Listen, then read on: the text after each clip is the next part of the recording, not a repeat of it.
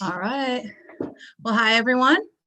We're live streaming now. So anyone who doesn't know me, I'm Becky Waller, dietitian at the Cancer Survivorship Center at Lutheran General Hospital. And tonight is our first Q&A class. So the goal of these is that every other month, so 6 times a year, we want to offer like a topic, whatever. And I'm hoping that people will tell me what they're interested in learning about as far as a nutritional angle or anything. And then we'll have a Q&A topic that can be presented in a discussion. And the only reason I try to bring a topic is sometimes when you just kind of throw it out there and say, okay, people come and ask questions, it's way too open and it feels a little uncomfortable.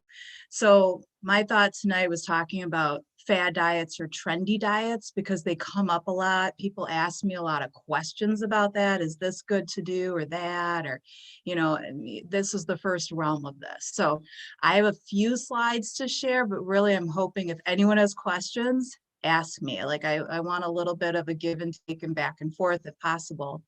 And, we can go from there. And even if it's off topic, it's fine. It could be about anything, whatever I want to ask this, I do not mind. So I'm going to quickly just share this because we'll look at I think it's 5 different diets just to get the conversation started.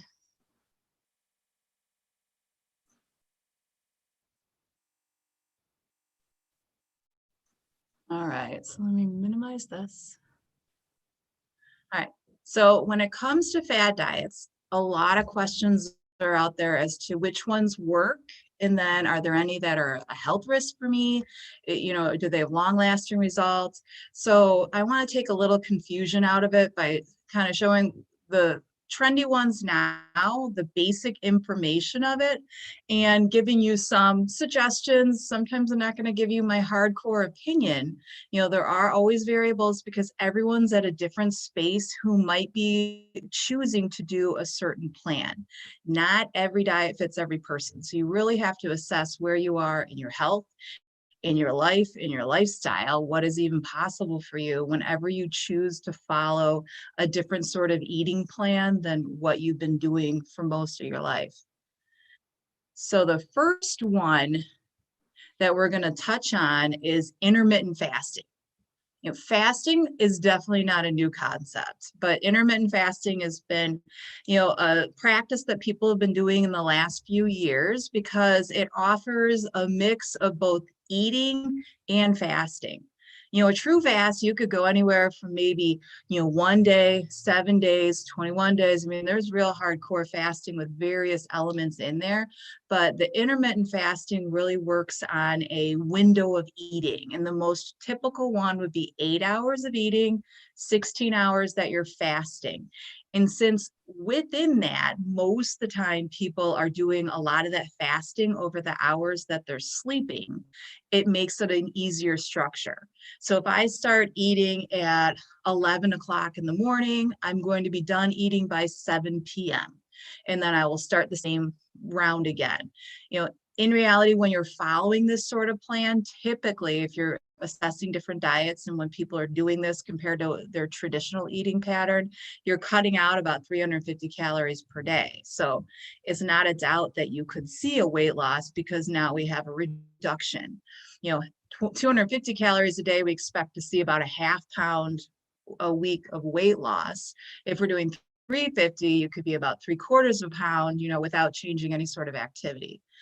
Modified fasting. Now, this was a few years ago. I know more people were trying this, but there is this modified fast where you could do 25% of your recommended calories 2 days a week. The rest of the days you eat your normal diet. So that's for women, it's about 500 calories on the modified fast day and about 600 calories for men on that modified day. And then you'd be eating without restriction on the other 5 days. Hopefully not above and beyond and making up for those lower calorie days, but that's the idea with the modified fast and being able to cut calories during the week and eventually lead toward a weight loss. Some people do it more, sometimes even as a discipline.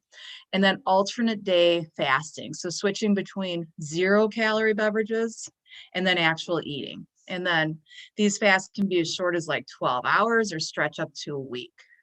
So with these, when you're weighing the reasons people do it, there are a few facts and then some things that maybe you should pay attention to if you're going to choose this. The fact is that you decrease your calories over a week, it will lead to a weight loss. It's just how the numbers work. One study found that people who did intermittent fasting specifically, the 8 hours of eating and the 16 hours of fasting for 2 months, lost more body fat than a control group. The thought being that if you're starting to cut down intake and you're leaving longer spans of time without eating, your body's going to utilize the food you ate and start tapping into some reserved fat stores so that it can get the rest of the energy that it needs. Another study found, it shows greater weight loss and fat loss compared to a regular diet with calorie restriction. So it's positive. Some studies have shown no weight loss, but you can see decreases in hormone levels like your insulin. They can see improvements in blood pressure and also decrease in the appetite, because after a while, if you're not eating all the time, you can have more appetite suppressing hormones running through your body, so you're naturally not quite as hungry. It can be beneficial, especially to people who tend to be those late night, evening, nighttime, late night eating, because all of a sudden you're paying attention to the clock and you're saying, I'm done. It's 7 o'clock, it's 8 o'clock, whatever that ending time is, you are done eating. And I'd say for most of us, that would probably be the benefit, is that you're really being mindful of saying, I don't need to eat anymore today. I've decided this is the end. I will eat again tomorrow. So we see an increase in satiety hormones, and more appetite reducing hormones. So weight loss is not guaranteed to last, though, if you change back to how you were eating before. It's like any other, eating plan. If I start, drop everything that I did before and go back to the old way, don't expect that my weight's just going to hold. I think a lot of us realize this in COVID. If you change how you're eating, you change your activity, the weight would creep back up if you had been working at weight loss in the past.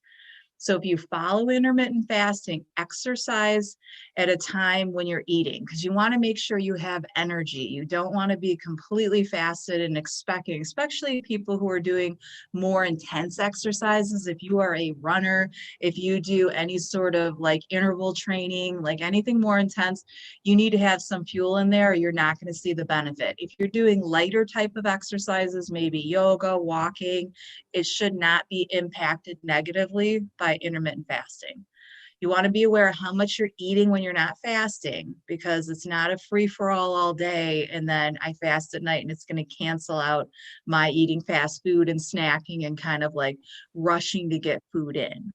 The people who are really cautioned at being careful with restrictive type diets like this, where you're not eating, you're kind of cutting things off, is anyone who's had a history of binge eating or anorexia or purging, because all of that can lead into stress when you're fasting of any type, and that could lead to more issues with that behavior. So we usually would say anyone with eating disorder sort of history, diagnosed or not, just sort of those habits, then this is not a good plan for you. And obviously people who are pregnant should not do intermittent fasting.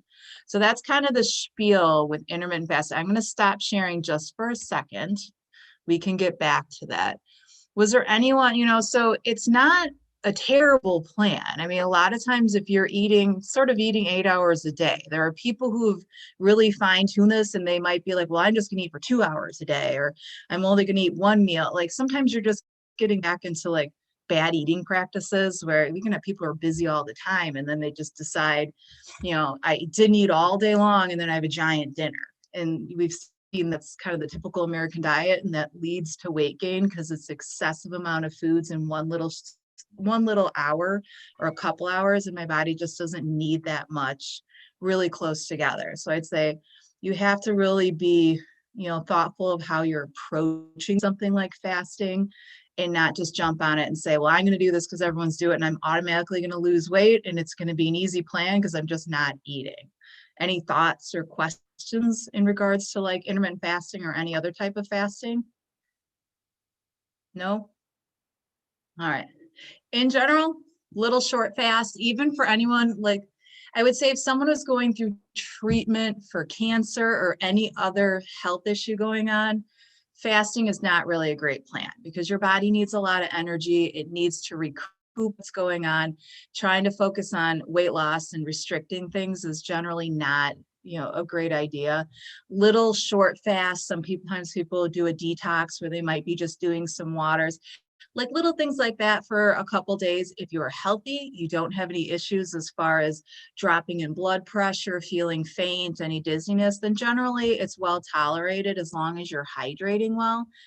It's okay. But if you're looking at something long term as a practice and intermittent fasting is something that a person has tried, then I'd say still be thoughtful about regularly eating, spreading out meals during that time so that you're using energy well and you're not getting into a behavior of eat as much as I can before I have to turn off the clock and shut the fridge, until the next day. So it's not a bad option, but it has to be done thoughtfully. So we'll go back to here, do share again. And now we're going to do ketogenic diet. Now, everyone's heard of keto. I know everyone's heard of keto because keto has had a lot of discussion lately. Keto's been around forever. It originally has its roots starting back in the 1920s because they found when people had issues with seizures, specifically epileptic seizures, that lots of refined carbohydrates really promoted more seizure activity in those patients. And when they switched them off of carbohydrates and focus more on a high fat diet, moderate carbohydrates, they did well. You would see a decrease, and the side effect of that often would be weight loss because you're not eating as much food. Carbs and fat on their own are very filling. You're generally not super hungry when you've had those foods. They do fill you up. They stay in your system a little bit longer, but there's a little give and take when it comes to the ketogenic. I mean, the basics are that you're limiting carbohydrates to as little as like 15 to 20 grams per day. Now, a picture of that would be if I eat one medium apple about the size of my fist or a cup of berries, I'm eating about 15 to 20 grams of carbohydrates. So that would be it. Now, even vegetables, non-starchy vegetables have a little bit of carbohydrates. So when you're doing a very, very strict keto, that often means I can't have any fruit. I definitely can't have any grain. I can have meat, chicken, fish, beef, pork. I can have my vegetables, but only the non-starchy ones. So get rid of your potatoes, your corn, your certain sweeter squashes like butternut squash. Those would have to go away for a while because when you're in ketosis, your body is basically being starved of any carbohydrates. We use carbs for everything, up and moving. My brain runs on carbohydrates. It gives me that quick energy that I need just to stand up and walk across a room. When we're not actively eating carbohydrates and I'm in between meals, I actually have carbs stored in my muscles as glycogen. So my body is using that glycogen. If I haven't eaten in a few hours, there's always a reserve of carbohydrates. It's the preferred fuel of our body.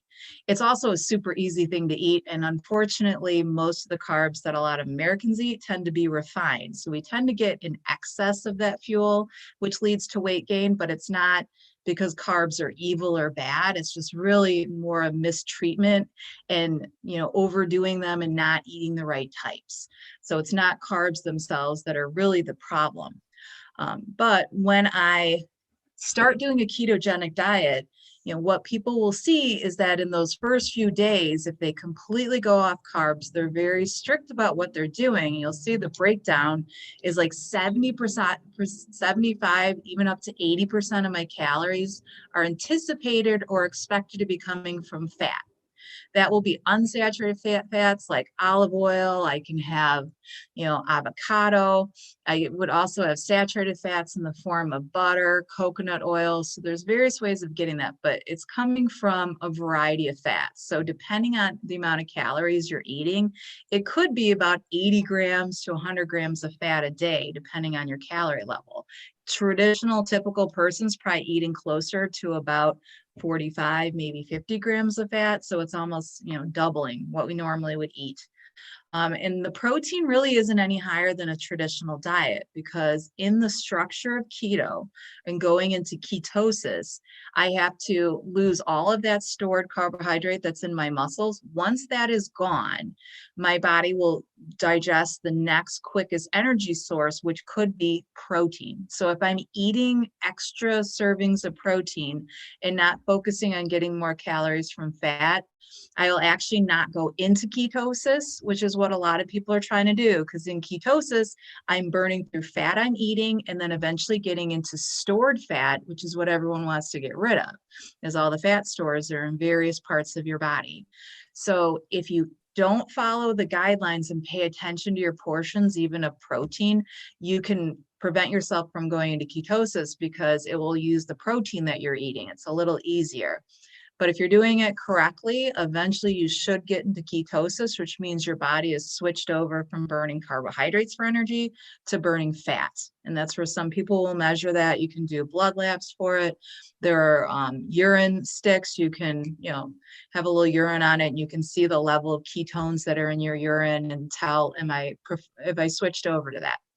So typical keto dinner would be something like steak or chicken or fish, and you want to add extra fats with butter, olive oil, and then adding greens, something low in carbohydrates. No starchy vegetables, no potatoes, no corn. Really fruit is pretty minimal of what they'd recommend. Mostly it would be a lower glycemic fruit that's higher in fiber. So like berries are allowed in a very small portion, maybe like a half a cup or less a day. And if you indulge in carbs, you decide to have a cheat day, you go out of ketosis, you will see the weight come up a little bit, because once I eat carbs, my body's going to start storing them away in my muscle. And with that, I store water. So I see that fluctuation in weight. Just like you saw the quick loss, a lot of that's fluid changes initially. If I cheat, I go out of ketosis, I gain some of that water weight back, and then I have to do the same sort of process again to get back into ketosis. So if you're doing ketosis versus just lower carb, it's much more stringent, and you really have to pay attention. You can't go in and out of it. Otherwise, you're just eating a high fat diet, and then there's really no benefit. So the pros are that ketosis will help burn off fat if you are in ketosis. Studies have shown that obese people can lose like 33 to 40 pounds, like in 4 months. Most people who are doing, a very low carb diet or ketogenic aren't very hungry. So your hormones change a little bit and you're not really looking for a lot of food. So a lot of times some of the weight loss is coming to the fact that you're just not eating as many calories as you were before, because you just don't have the drive to have that much more. There's also a decrease in craving for sweets, because, if you don't eat sweets and after a while, your body, once I eat sweets, my body craves it. It likes it. You get that positive serotonin intake. Your body's looking for more. It's almost like cracking the seal on something when you have a carb, so that, a pro when it comes to low carb or ketogenic is if I'm completely avoiding that, after a while, I don't even want it. It's just no longer getting that trigger. The cons could be the initial weight loss is mostly water. There's conflicting data about weight loss. So some keto dieters don't lose much more weight than a regular diet restriction. And I've seen that. I've had in my other job, I've had people come in and they've tried everything and they want to try keto, and we'll structure it and work through it. And sometimes it'll be maybe a slow, steady weight loss, but not always that much different than just calorie restriction.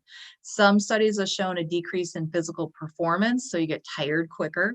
So if you're used to being up and active and, at a higher level, that might be a problem. And there's always this initial phase of like a keto flu where you get a little tired because your body is not having those carbs. It's getting used to burning other things. So you can get a little bit more dehydrated, electrolyte losses, and you might have a headache, muscle soreness, or constipation. So that would be some of the issues there. In a keto diet, they eat mostly olive oil, coconut oil, butter, avocado oil, MCT oil, avocados. You're not doing, you have to be careful, like nuts and seeds is a fat, though they're a healthy one, they have carbs in them. So you'll see they're on the occasional list. It's not something you can indulge in every day, because if I have a quarter cup of nuts or seeds, I'm getting 6 or 7 carbs with it. If I'm trying to keep my carbs at 15 to 20 and I'm getting some in my regular non-starchy vegetables anyway, it makes it a little harder to stay in ketosis. Your proteins, any animal protein. Unfortunately, plant-based proteins, when you look at like soy, if you're doing beans, doing a lot of lentils, there is a lot of carbs in those. So you can't really use them regularly on a keto diet because it could throw off those levels a little bit. So again, those are restricted. So there's, my comment when it comes to keto is some, people who are planning to do any sort of weight loss plan, and I'll stop sharing again. If you're doing a weight loss plan or you're trying to eat healthy, you really need to try to pick something that you're going to do lifelong. Because we all know that if you're only going to do it for a month and you're going to change and go back to your old ways, are the effects going to last? Not really. As far as diets and looking at, there are some pros when it comes to keto. I've even had people who have come in with high cholesterol, really followed a keto diet strictly, not having all like fake carbs and stuff, but really just doing more the proteins and non-starchy vegetables, stayed active, and the cholesterol actually improved. So it doesn't always mean because I'm eating more fats, my cholesterol is going to jump up. It's really a whole picture of how you're eating and activity. But most of them, once they go on vacation, they have friends in town, you end up eating some of that, you get off the plan, the weight starts coming up a little bit. It's really hard to go back to that strict phase again. So it's, unless you really committed to it forever, it's not a great structure. There's also a higher risk of constipation because what falls out of your diet is a lot of good, healthy, high fiber foods. All those fruits, the grains, whole grains are gone. You're really just depending on your vegetables to get you the fiber. So most people end up having to go on a fiber supplement because they'll start noticing it's, a little harder to have some regular bowel movements on a ketogenic diet. So I will give my opinion on this. Challenging diet to do right and a challenging diet to continue with. So it's not something I recommend that people just jump into half-heartedly, because you do have to structure, meal plan, keep track of everything that you're doing and make sure that you're not falling off of it. Otherwise, you're like right back to square one again, but maybe a little worse because now we've eaten all these high fat foods and now we're adding in carbs here or there. And then that's just a recipe for a lot of health issues. Any thoughts or question as far as keto diet, or anyone ever like tried a low carb or have any, history with that? I Go ahead. Sharon? Oh, or hey, soon.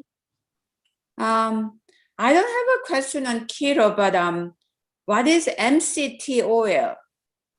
MCT oil comes from coconuts. It's actually a clear oil that doesn't have, it's medium chain triglyceride. So a lot of keto dieters, because you're trying to go to a very high level of calories, it's hard to do it with just like butter and oil. They have a flavor. MCT is pretty flavorless. So they might add it into like a smoothie. They can use it as a salad dressing. They could just add it into like a keto coffee and be able to get the extra fats, because it's 14 grams of fat for 1 tablespoon, just like any fat, but it gives a little bit more versatility. Mm-hmm. Joan has her hand up virtually. Did you have a question, Joan? Oh, no, I was just going to say that I remember back in high school, I did the Atkins diet. Uh-huh. And that was pretty much like this keto where you just ate, you couldn't have carbs. So Right. I think in 2 weeks I lost like 10 pounds. But then over the weekend, I think I gained it all back. Exactly. It's like as soon as you start eating normal it's stuff, true.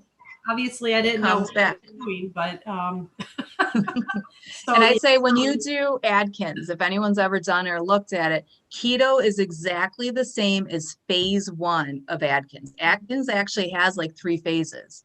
It starts you at a 15 to 20 grams of carb level because they're trying to get you out of the mode of eating carbs. And the benefit, and most people will see that big weight loss and then they're motivated.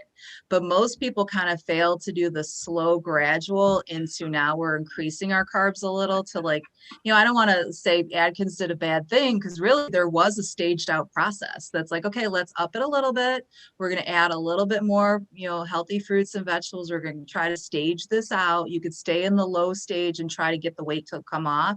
But then we're really supposed to step until you find a good carb level for yourself. And that was the tenet of the Atkins. And it's kind of the reason a lot of people do it, because you might find someone who can do a low carb and maybe they do like 50 grams of carb or 80 grams, or a lot of weight loss centers will do 100 grams. Traditional diet, if 50% of your calories are coming from carbs and I'm eating, let's say 1,500, that would be like 180 grams of carbs. So if I'm looking at doing 100 or less, technically I'm on a lower carb diet. So there can be benefits to those lower carb diets because you're cutting out, most time you're cutting out junk.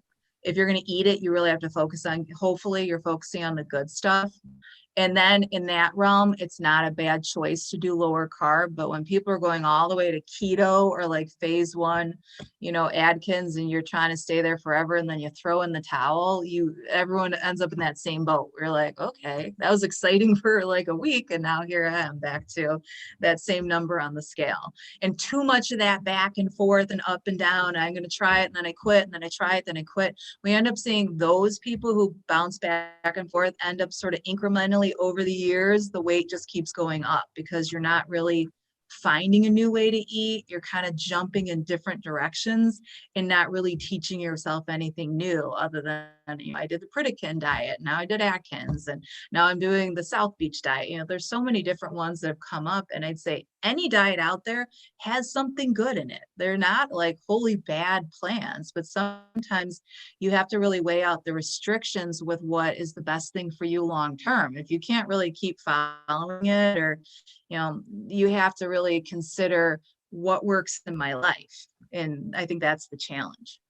So is it okay if I move on to the next one? Oh yeah, Mary, go please. I just wanted to share something, Becky. As a nurse, I worked in an epilepsy center, and with the most serious and drastic type of epilepsy, Dravet syndrome, ketogenic diet was so effective. But we didn't see weight loss in the kids, and we monitored their cholesterol and triglycerides, and everything. And, that was monitoring, but we never saw any studies to follow these kids down the road, what effect this would have on them. So, I had always mentioned it to the doc. I mean, I've been retired like 8 years, but I always was interested in that and to see, what effect. Yeah. Then occasionally, like, we'd have teenagers who would eat a loaf of bread and would get out of ketosis and, start having seizures. But it was a wonderful diet for those who truly followed it. It really did work for them. And I have firsthand experience on that. Yeah, thank you for sharing that, because it is a good way of looking at that in the right application. And when people are doing it right, you can live a healthy life. And for them, it was critical, because then you can live a life without all these medications and things to try to correct, the imbalances that are already going on in their body. Exactly. And some of them had medication adjustments because they had control with the diet. So that was a wonderful thing. Now, did you tend to see, Mary, that their cholesterol, triglycerides looked pretty good? Like, what were you seeing on the nursing angle, like at these kids? Yes, we actually monitored and saw, within, nothing went skyrocketed, or, everything was within normal. And we would monitor them like every 4 months. So it was surprising. I mean, maybe and infants, it's different with those levels than it would be for adults. I don't know. I mean, I worked in a pediatric unit, so it was strictly babies and young, like children and teenagers. But Yeah. I mean, that was always on the back of my mind was, what happens down the line, if they're on it, and what will the effects of the cholesterol, be. But Yeah. nobody I seems think- to have No, and I think approached what that. right, as they've gone on more and more, even looking at cholesterol and diets and what's right, there's been so many different studies that are showing that it's really more processed foods, carbohydrates that are contributing to the bad cholesterols we're seeing. That it's not, years ago, I remember, 70s, 80s, that it was all about don't have any butter, don't have any mayonnaise. These are all the things that are making cholesterol bad, but they're not really seeing that now. Like when people are cutting down on sugar, they're cutting down on all this junk food, they tend to see that the cholesterol levels rebound even without specifically limiting fat. And that there's a lot to be said. I'm guessing with these kids, if they look good then, they may, and I said I had the adult that was in her 50s and all her levels dropped by following keto for 6 months. She looked better with it with no medication. But when she's gaining some of the weight back, any of that inflammation, the extra weight, we expect that probably those labs are going to go up again. But that's more an increment of, inappropriate diet, getting into having more sweets and alcohol. So hopefully those kids still, they might live a healthy life, outside of familial, you have those people who have high cholesterol and they have the most beautiful diet in the world. And you just have to thank like mom and dad and grandma and grandpa for that. Cause sometimes you just can't escape it with certain cholesterol issues. It's just, they do not get well managed unless they're on some sort of medication, no matter how well they eat. So true. Yes. So, all right, well, thanks. Let's go on to the next one. We'll see diet. Now I got to remind myself what diet number 3 is. Oh yeah, Whole30. So Whole30, so that's obviously in the last like several years, Whole30 has been something a lot of people have tried. And the whole thought of this, and I'll explain what this is, but this essentially is an elimination diet. You're taking out certain foods for 30 days and you're seeing how your body responds in the absence of these quote unquote problematic or potentially allergen foods. The couple that worked on this diet together, really they'd had more issues as far as, GI issues, bloating, gas, discomfort, sometimes acid reflux. So they really looked at, how can I structure my day, my food, so that I feel better. So that's the premise of Whole30. If you look at the books or the websites, it's not really about losing weight, it's about changing behaviors. And they will say that over and over and over. Now, sometimes people will jump on this and be like, I'm going to do the Whole30 and lose all this weight. And you might, depending on how different it is from your normal eating. And if you're no longer eating a lot of extra stuff, because for these 30 days, you're taking out any sugar. So it could be real sugar. It could be any artificial sugar, no sugar, like don't touch it. It doesn't matter if it's stevia, if it's erythritol, if it's more natural, you just don't have any. No alcohol. All beans and legumes are taken out. Rice, wheat, sprouted grains, corn, oats, quinoa, any other grain you could think of. These are just a few of them. You don't eat them. All dairy products. So it doesn't matter if it's a cow, sheep, or goat in any form. So no cheese, no yogurt, no drinkable milk. I mean, you can have almond milk, but no regular animal milk. They take out carrageenan, MSG, and sulfites. And then baked goods or any junk food made from approved ingredients. So you can have things like almond flour, which is just ground up almonds, but you're not supposed to be using that to make a keto, a 30-day cookie. It's really about, changing how I eat and not just trying to replicate or replace actual Doritos with something I can fabricate from approved ingredients into something that tastes somewhat like a Dorito. It's like, let's get back to eating real food.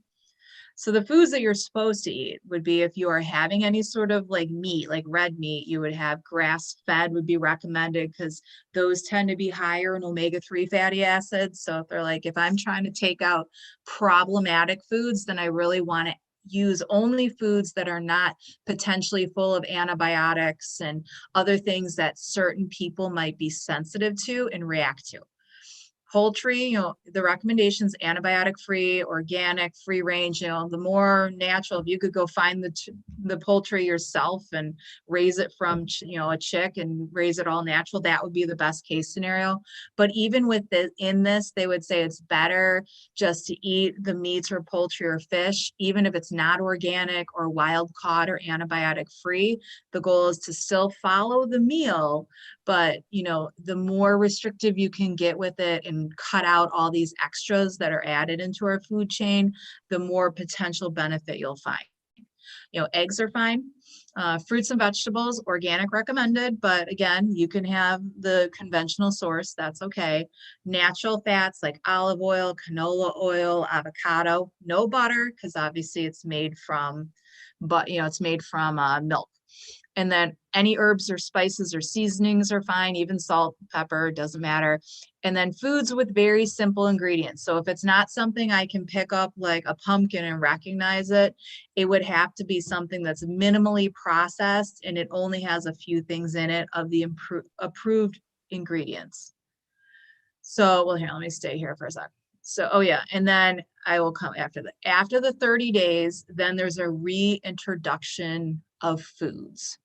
So what the Whole30 is really doing is, and I see this a lot with an elimination diet, I've used them for years when I have patients who come in and they have a lot of mostly like GI problems. Sometimes it's rashes, sometimes it's not food allergies because they might get allergy tests, but they have some sensitivities, or like, I know if I have wheat, I'm going to be bloated, uncomfortable, I feel terrible, but I don't have a gluten allergy because I've already been tested for it. So they might be something, they're sort of on that borderline of, this doesn't agree with me, but it's not an allergy. So the Whole30 is really taking out the top allergen foods. Dairy, any sort of soy products are high allergen. Wheat is one of the biggest ones. Sometimes seafood or crustaceans can be, but they don't specifically jump onto that one. But they're taking out like anything that most people react to, and you tend to see a decrease in symptoms. So when someone is having some issues, they just don't feel quite right, but can't put their finger on it, an elimination diet can be very helpful. The minimum on that is usually about 14 days. So the Whole30 is really kind of stretching it out to 30 days and saying, let's really pull all these foods out, especially sweets, because this was written in the US. A lot of people are eating way too many sweets, whether they're drinking them, there's sugar added to stuff. So it's like, let's get out of this and kind of break the behavior of also just excessively eating things and feeling bloated and uncomfortable. And let's get back to whole recognizable food. So when people follow it, they do well. There's no carb restriction. There's no specific calorie restriction. You're really just eating the regular stuff. The goal is not to measure everything out, but it's really about have your protein, have your fruits, have your vegetables, and go through your day. Most people will be eating less because there's just less foods to choose from, unless you're going to eat excessive amounts of meat or you want bigger, vegetable servings, and they see a weight loss. What most people don't do on the Whole30 is really do the reintroduction part. So you could technically do the Whole30 long term. You're going to get vitamins, minerals. You might miss out on some fiber because you're not doing any grains. But with reintroduction is saying what they even say in the book, like any elimination would say, okay, I'm going to bring back one of those foods. So if I really like bread, I'm going to bring back bread and I would try a portion of it, 1, maybe 2 portions in a day, and see how my body responds to it. So most people, you would take one food in one day, try it, and in a real elimination, if I try that on Monday, I would go back to doing the Whole30 diet on Tuesday with nothing else new, including the bread. And I'd see in that 48-hour period of time, how am I feeling? Did I react to it? Do I feel bad? Do I feel the same? Do I still feel good? And then I keep doing that process with the food I took out. Like if I want to try dairy now on Wednesday, I'll grab a yogurt. I'll try that, preferably unsweetened, it would just be plain. I try it and do the same thing. Nothing new on Thursday, back to the Whole30. And through the course of that time, I can figure out, are there any foods that give me reactions that I don't like, I don't feel as good, whether it's headaches, GI unrest, anything that's off, rashes, itching in your mouth. If a food bothers you, the goal is you don't add it back in. Then all the other foods you had no problem with, you would put them back into your diet in a mindful way and be able to have, ideally a less processed diet, adding in these foods and being hopefully broken some habits with eating sweets and processed foods and junk and all that. And, long-term sort of realize if I eat better and avoid things that bother me, I feel better and I tend to be more productive. So that's really what the Whole30 is. It wasn't intended as a weight loss diet, but a lot of people have approached it that way and kind of fall into the same problem where I'm really restricted for 30 days. And then on day 30, go right back and I get my chips, my coffee with the creamer and sugar. And, that's where you can have such a great opportunity for this diet to kind of help you get into healthy habits. But I think people they want the quick fix. So if it's a quick fix, it's not really effective. It's really meant to be a tool. Any thoughts as far as Whole30, or has anyone ever tried that one in the past, or even doing any elimination diet? No, they're good. It's always a thought. If someone ever is just like, I don't know what's really bothering me, and if you can kind of pinpoint it might be a certain food, you could do it super easy and just take out a couple foods that you think are the culprit. But when you have sort of generally feel terrible, even people have a lot of inflammatory problems like arthritis, lupus, sometimes with thyroid issues, they might be a little bit more sensitive to certain foods. They often will, over time, if they can eliminate certain foods and have less of this inflammation going on, they'll feel better. So I would say it's a great tool to use for those, and potentially a healthy diet to follow lifelong if you wanted to. There's really no issue as far as Whole30. All right, if there's no questions, we'll go on to our last one.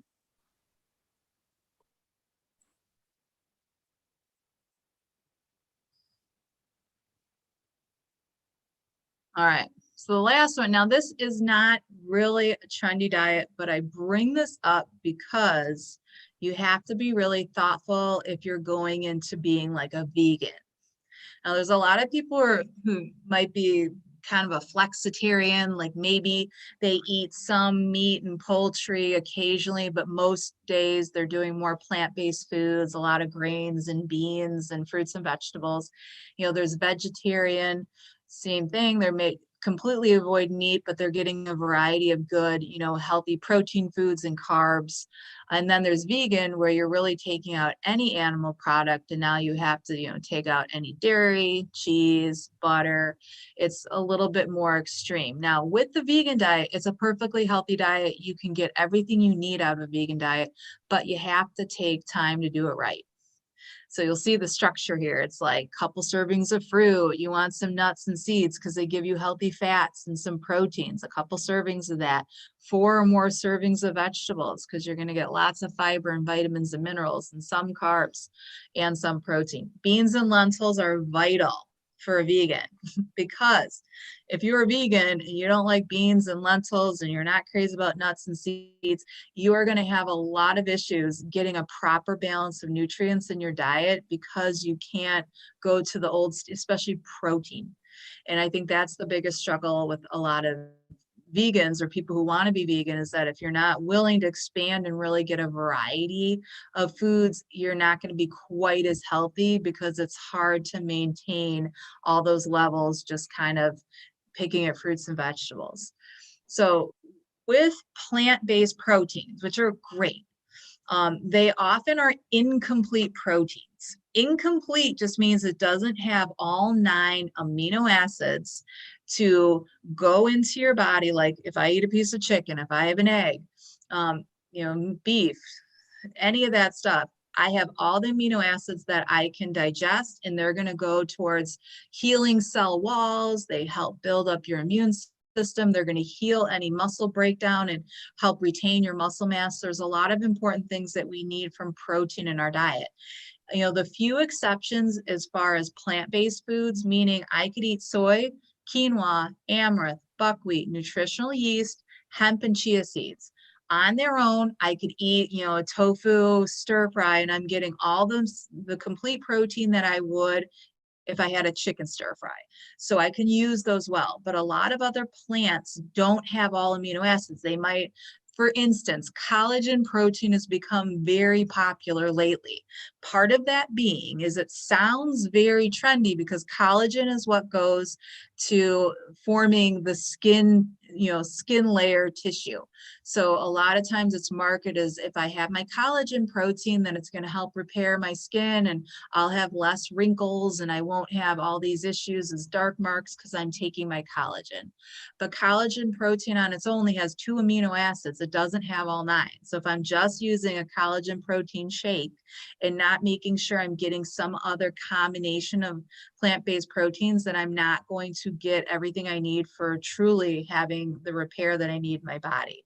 Over time, if you're not consuming enough protein, then your body starts breaking down your own muscle tissue to do the repairs. So you might, cut these things out, but maybe your energy's low because you're losing muscle, you're kind of tired. A lot of time that can lead back to, the protein and, not having enough protein. Other plant-based, so if you combine them together at one meal, so if I'm having some lentils and I'm going to mix that in with having some other, brown rice, and I'm going to throw in some flax seeds, I'm going to get a combination of different plant-based proteins. So I'm going to be able to use those together and get everything I need to make my body healthy and get the protein it needs. So it's a little more difficult to digest and absorb the protein in plants. So you kind of have to overshoot your protein needs to make sure you get enough.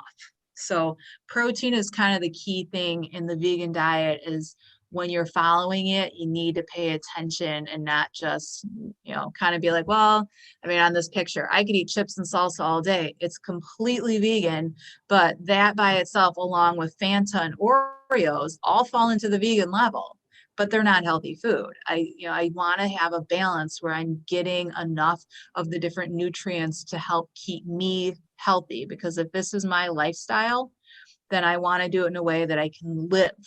And so, like anything else, there are plenty bad vegetarians out there, just like there's plenty like carnivores that can eat a crummy diet that's not really feeding you. You might be eliminating certain foods, but if your focus is on getting sugar and saturated fats and processed foods, then those diets really aren't going to serve you well long term. There's always going to be those people who can eat anything they want and they don't seem to ever have any medical problems and they're just blessed with good genetics. But most of the rest of us, over time, those poor habits kind of creep up on you and you realize it's really important that I get enough fiber to help make sure that I'm digesting food well, and also helping for a lot of us keep those bad LDL cholesterol levels low. I want enough protein so that my bodies can heal itself. I want to make sure I'm getting a balance of carbs for energy, but I don't want my diet to be all carbs. I need to get some healthy fats. Fat gets demonized a lot in our culture, but there are benefits to fat. It helps us absorb vitamins and minerals. It's something that's a good baseline for digestion. It slows down the digestion of everything else. So, in the end, the goal would be having more variety in your diet, however you choose to do it. It could be vegan, it could be vegetarian, it could be, having some mixture of animal proteins in there. But the more recognizable foods you have in your diet, the less of the extra additives. In the long run, that's going to be the best diet for you to be focusing on, indefinitely. Any thoughts or comments or questions? Joan, is that your hand up from before, or is it a new hand up? Do I have to clear it? You have your hand up in the That was air. from before. You can clear it. Oh, here, I can clear. Oh, lower hand. I've never had to do that before. I've lowered your hand. So that's kind of the end of the information that I had to present about fad diets and anything going on. Is there anyone who had other questions? Even if it's not about diets, like it could be anything that's on your mind, or if you're kind of happy with the information you heard, then that's perfectly fine too. Becky, when I had my cancer, it was liver and gallbladder. It wasn't metastasized, but it was 2 different cancers. And for 6 months, I could not even look at meat. I just, Yeah. so I was very concerned about protein, and I'm sorry to say I didn't have the advice that you just mentioned. I didn't know about chia seeds or flax seeds, things that I use now.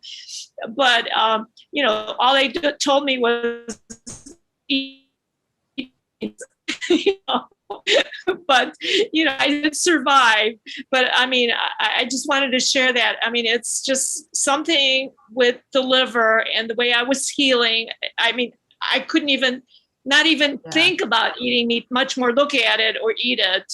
So, this would have been so helpful. I mean, they just said, eat lentils and beans, they'll give you proteins, but, nobody mentioned chia seeds or, all the things, the supplements that I take now, like, the brown rice or the flax seeds and, other things that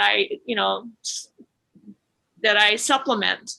I think we're fortunate now that I'm sure if you go to like California, they've been doing this stuff for decades. And I think, we're at a different, it's like, this is all brand new to us, but it's great with all the information out there. Cause I think we are much more well-rounded in options. And you with the cancer, with the gallbladder and the liver, they're terribly hard to digest because, with the proteins and meat, especially in higher in fat, it's generally very uncomfortable because you can't digest them. So then after a while, you're like, I don't even want them. Like, right. It just does not feel good. A lot of people just dealing with stomach problems kind of don't realize they might avoid certain foods. And if you're not kind of thinking about maybe there's something else I could do differently, I can still, I could feel better and I could actually get all the nutrients I need versus just thinking there's only one way. If I'm not doing my meat and potatoes, then I don't know what else to eat. And I think that is the benefit of kind of discussion and a lot of the new information coming out now is like, hey, there's a lot of variety and my diet doesn't have to be boring. It doesn't have to be the exact same foods.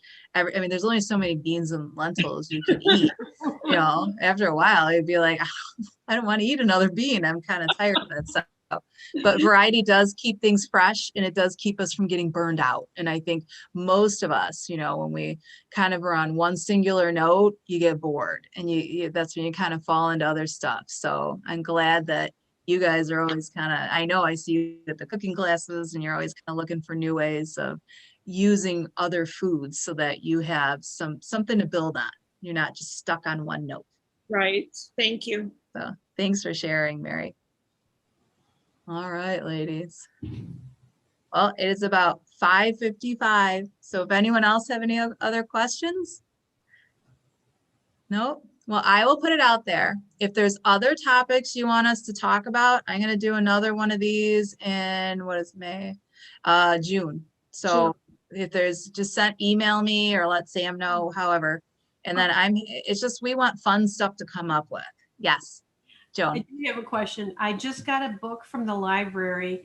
I haven't read it yet. I just kind of flipped through it, but it's a diet. It's called something like Eat for Your Blood Type or Eat for Your Type. And it has to do with your blood type. Yeah. And, I don't know. Have you ever heard of it? Anything? I've heard of it. It came out years ago because I believe I first heard of it back in the 80s and 90s, though it may predate that.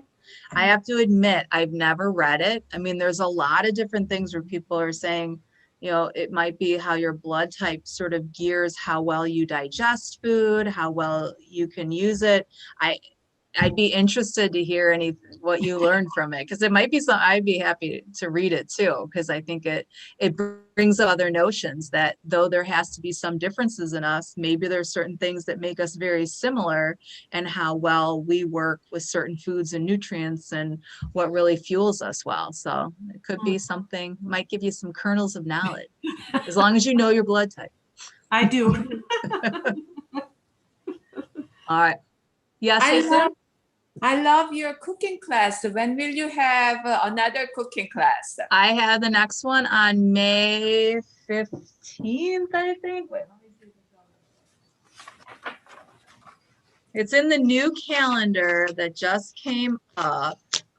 So it's in exactly 4 weeks from today. So I think that's the 15th or 17th is my next one.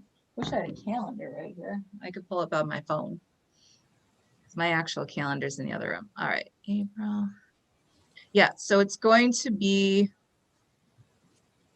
or maybe it's the April, 1, 2, 3, 4. Yeah, I think Becky, it's the 13th, May 13th. So we'll have a new one. It's called Pantry to Plate. So I'm gonna let you wonder what that's about. So, all right. Well, thank you everyone for being here tonight. It was great seeing you. Thanks Thank for the you. maiden voyage Thank and you. for the comments. Thank you, Becky. Great session. All right, Becky. thanks. Have a good night. Bye. Bye.